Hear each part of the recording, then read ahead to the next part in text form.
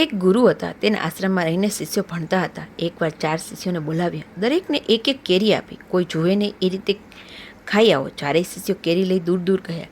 એક ઝાડ પાછળ એકાંતમાં જઈ કેરી ખાઈ આવ્યો. બીજો ખાલી ઘરમાં સંતાઈને કેરી ખાઈ આવ્યો. ત્રીજો નદી કાંઠે જઈને કોઈ દેખે નહીં તે રીતે કેરી ખાઈ આવ્યો. ચોથો શિષ્ય બધે ગયો. બધું ઘણું રખડ્યો. વિચાર કર્યો કે એકાંત તો છે જ, પણ ભગવાન તો સર્વત્ર છે અને જુએ છે. કોઈ પણ જગ્યાએ જાઓ તો પણ ભગવાન તો સર્વત્ર છે. તે કેરી ખાધા વગર પાછો આવ્યો. ગુરુને વાત કરી. ગુરુ તેના જવાબથી ખુશ થઈ ગયા.